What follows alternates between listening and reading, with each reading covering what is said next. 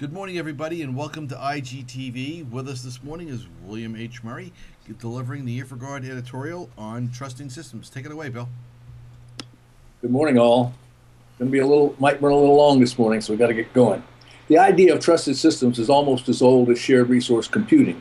In fact, it first arose in that context as we moved from serial reuse to shared systems. It was all about being sure that data did not leak from one user to another, or one class, like top secret, to another, like confidential. Contamination of one user or process by another did not occur to anyone until we realized that preventing it was essential to preventing leakage.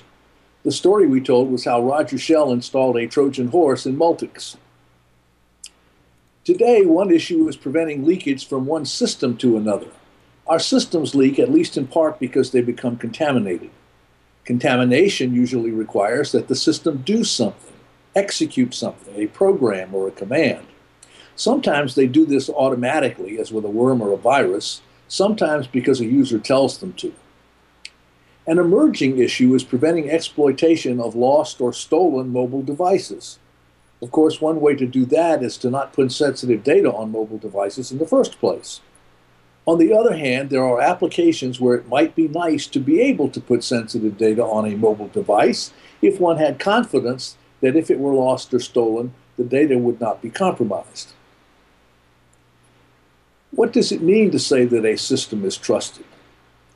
For a few decades, I have cautioned people not to trust systems that they cannot carry and to prefer those that they can put in their pockets.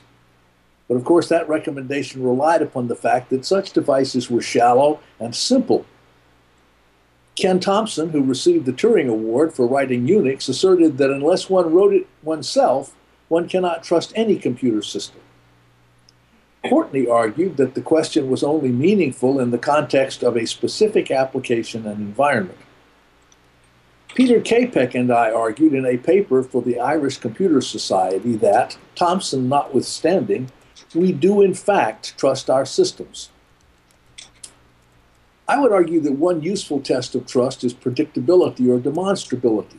If for every input to the system one can predict the output, for both the case when the system is performing correctly and the case where it's failing, that's a very useful test of trust. Of course, the more general, flexible, and functional the system, the more difficult the task of predicting. The issue is not so much a problem of getting the correct results as expressing and reconciling the prediction.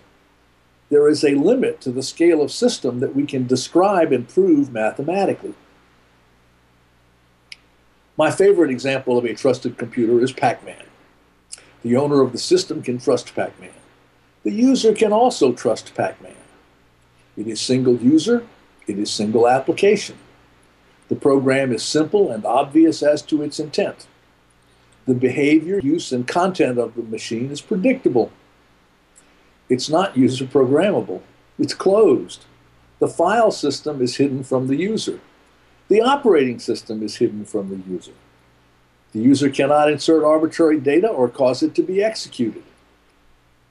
It's not connected to the network.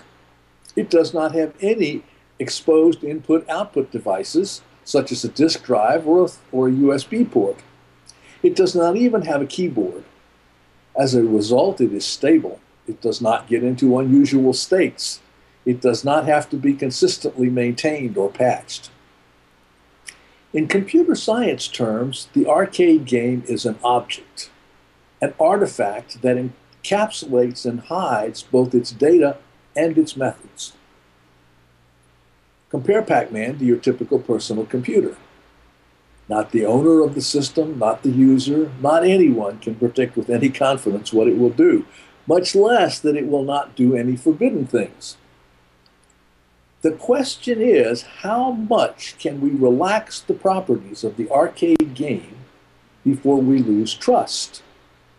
How much must we restrict the personal computer before we obtain the trust necessary to our application and environment? Let's take an example. I trust my iPad and my iPhone. I trust these iOS devices in ways that I do not begin to trust Windows systems or even OS X. First, it is an application-only machine. It is true that it can perform multiple applications, but the abstraction, the app, is of a single application at a time. Apple assures me that data cannot leak from one app to another, and that an app cannot contaminate or interfere with another app. Since they promote the sandbox as a feature, one can look to them to fix any leaks that appear late. Said another way, an app looks to me like the arcade machine. It is single user, it is simple and obvious as to its intent. The behavior, use, and content of the app is predictable.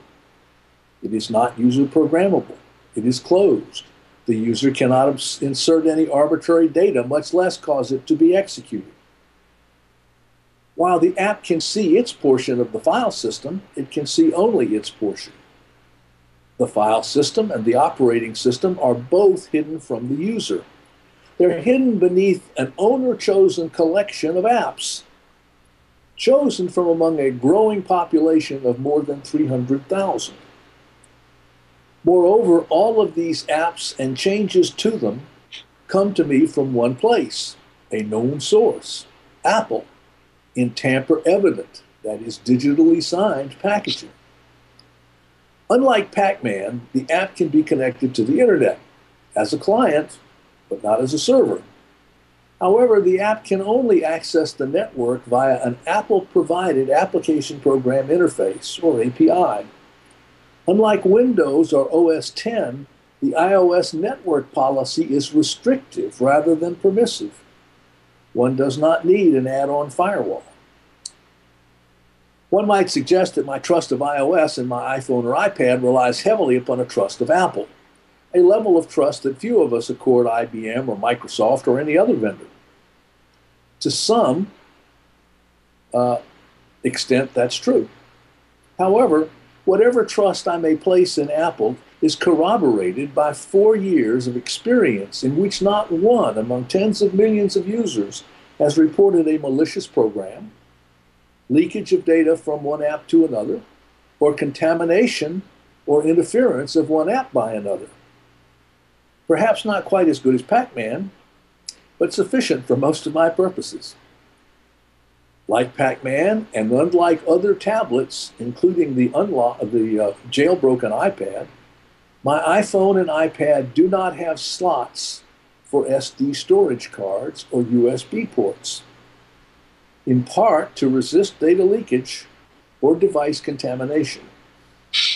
While there's an SD card reader that can be attached to the proprietary Apple connector, its use is limited to importing photos.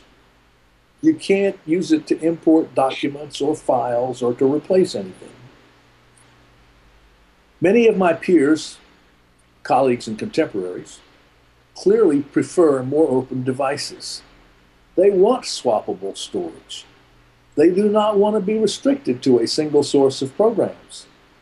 They want to be able to write and execute their own programs.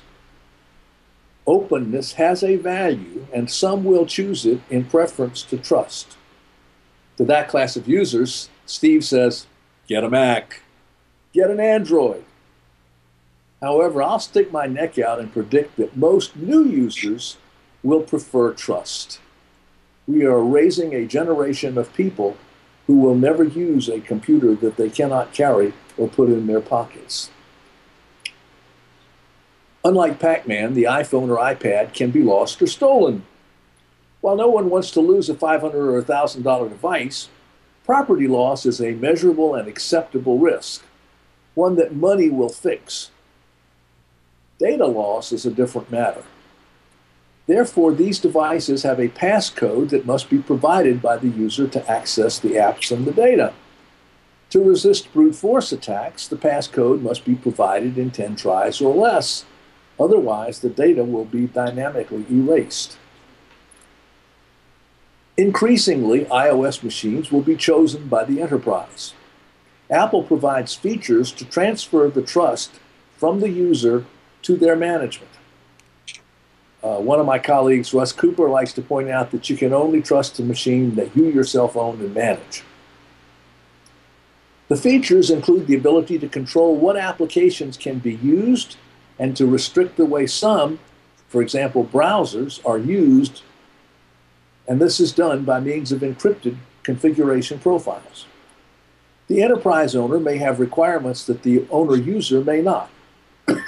Therefore, Apple provides features like hardware encryption, remote and local storage wipe, encrypted backup, two-way SSL, crypto APIs, and VPNs. As another example, I have 3 Windows systems. One is configured as a typical personal computer. I use it for many sensitive applications. Therefore, it's configured to be used only by me, usually as an unprivileged user so that I don't contaminate it accidentally. Because by default it implements a permissive policy in order to protect myself from leakage of sensitive data, I must hide from the internet using a hardware firewall, resist leakage using a software firewall, and resist contamination by using antivirus and anti-spam software and services. One of the other 2 Windows systems is configured as a file server. It's not connected to the internet. It has Windows XP, but it has no applications. I rely upon it for access control, logging for accountability, and alarms. Since there are no user controls on the system, it tends to be very reliable.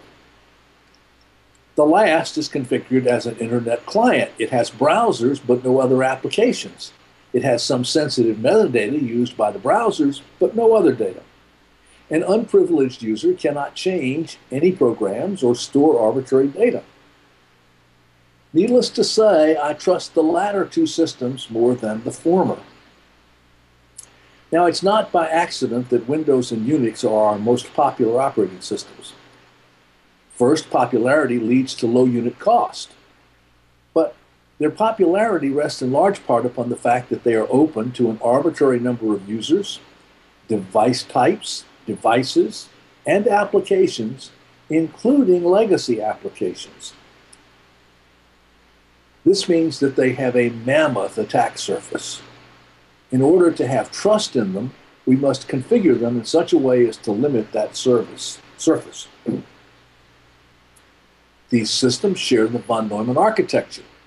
This means that by default, processes include the capability to alter their own methods, procedures, and programs.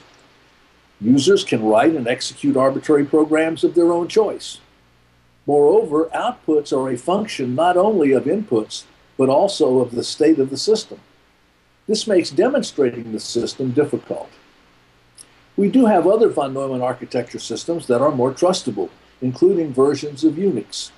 And we have alternative architectures like AS400 in which hardware and software know each other and cooperate in order to provide a high level of trust. Programmability is the ultimate in flexibility. A few years ago, I attended a presentation by Fred Cohen in which he pointed out that in a world of application only, that is, no programming, computers, we would enjoy most, but not all, of the benefits of the general purpose computer. After thinking about it for a while, I decided that even if we could completely get rid of it, programmability, it is so valuable that some SOB would simply invent it all over again. On the other hand, as computers get smaller and cheaper, we will decide that we do not have to have it everywhere. So we can have the trust in our systems and devices necessary to the application and the environment. We can tune trust. However, it is not free. It is achieved at the expense of openness, generality, flexibility, freedom, function, application, and programmability. Of course, trust is never absolute. I teach at the Naval Postgraduate School. It would be fair to describe NPS's program as a trusted system program. However, the course that I teach is specifically about managing a population of relatively untrusted systems. This is the job that most of us really have. We are the ones responsible for recommending the level of trust required by our application and environment, and identifying the strategy and architecture to achieve it. That is why we are called professionals and are paid the big bucks. Next week, I'll come to you from Copenhagen, Denmark. Have a nice week.